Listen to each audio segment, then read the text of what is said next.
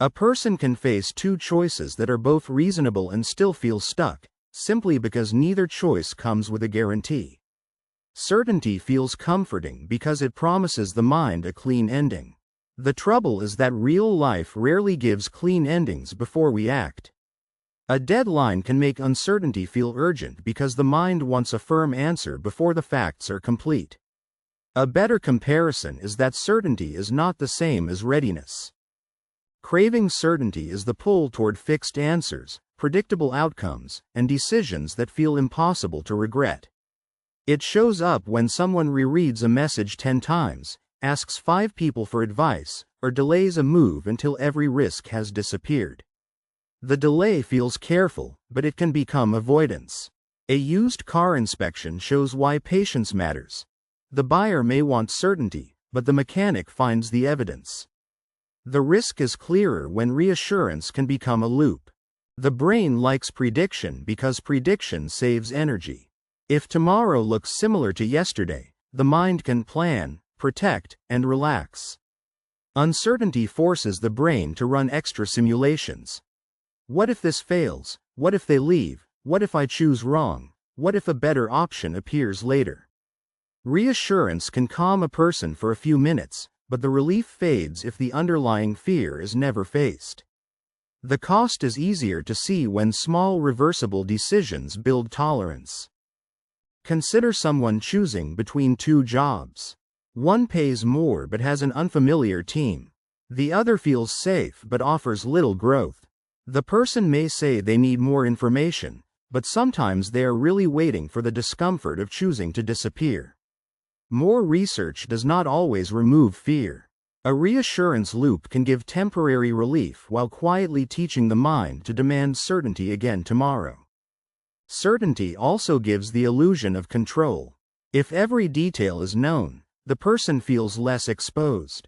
But control and certainty are not the same thing. You can control preparation, questions, and timing. You cannot control every reaction, market shift, illness, breakup, or opportunity that comes after the decision. Before a medical appointment, the mind may fill the silence with worst-case stories because waiting feels harder than knowing. A common pattern is reassurance seeking. Someone asks a friend, then another friend, then searches online, then returns to the first friend with the same question. The answer may be useful at first, but repeated reassurance trains the mind to doubt itself again whenever anxiety rises. This is why certainty can become addictive. A reassuring answer gives quick relief, but the relief fades. The mind then asks for a stronger guarantee. Over time, the person becomes less practiced at tolerating normal doubt and more dependent on external confirmation. Perfectionism often hides inside the craving. If a person believes a good decision should remove all future discomfort, every option looks dangerous. They are not only choosing a job, relationship, purchase, or move. They are trying to choose a version of life where regret is impossible. There is also a social side. Some people crave certainty because mistakes were punished harshly in the past. If a child was mocked for being wrong, or an employee was blamed for any imperfect decision, the nervous system may learn that uncertainty is not merely uncomfortable. It feels unsafe. In daily life, the pattern can look responsible. The person keeps checking reviews, comparing prices, rewriting the same email, or waiting for the perfect time to speak. On the outside, it looks thoughtful. Inside, the question is often, how can I avoid being blamed if this goes badly? The cost is opportunity. A business idea is never tested. A hard conversation never happens. A relationship question stays vague. A health appointment is delayed. The person avoids one kind of risk, but quietly accepts another risk, staying frozen while the situation changes without them. Certainty is not the same as confidence. Confidence does not mean knowing the future.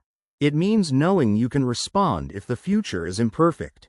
A confident person may still feel nervous, but they do not require every possible outcome to be solved before taking the next step. A useful shift is to separate reversible decisions from irreversible ones.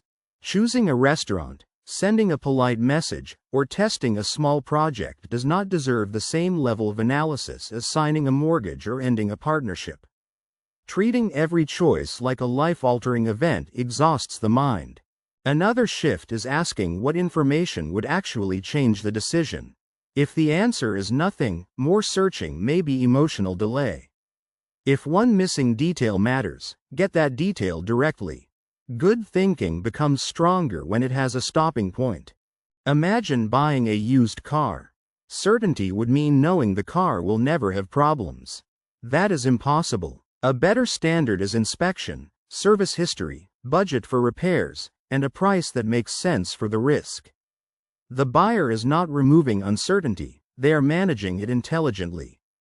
Relationships work the same way. No partner can guarantee they will never disappoint you.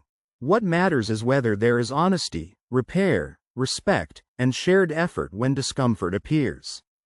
Wanting certainty before intimacy can keep someone safe from heartbreak, but also safe from closeness. The body needs practice with uncertainty. Small experiments help. Make a minor decision without polling everyone, send a clear message without rewriting it for an hour, or choose a deadline for research. These are not reckless acts. They are exercises in tolerating normal unknowns. It also helps to name the fear under the question. Am I afraid of wasting money? Being judged? Losing someone? Looking foolish? Choosing the wrong path? The clearer fear is easier to handle than a foggy demand for certainty. Healthy certainty comes from values, not guarantees. If honesty matters, the conversation may be worth having even if it is uncomfortable. If growth matters, the unfamiliar job may deserve consideration. If peace matters, saying no may be better than endlessly searching for a consequence-free yes. The point is not to stop planning. Planning is useful. The problem begins when planning becomes a way to avoid living.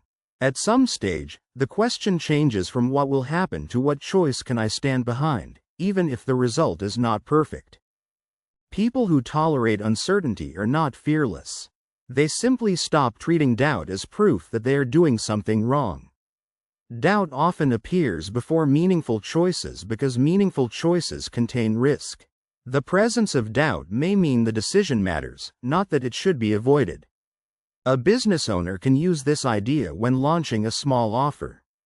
Waiting for perfect market certainty may delay the test forever. A better approach is to limit the risk, define what would count as useful feedback, and let a real customer response replace endless guessing. Parents face the same pattern with children.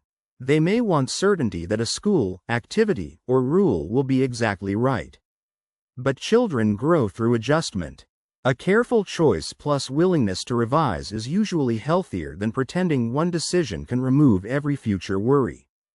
Craving certainty is a human attempt to feel safe. It becomes limiting when safety requires impossible guarantees. A more workable life is built by preparing carefully, choosing at the right size, and trusting yourself to adjust when new information arrives.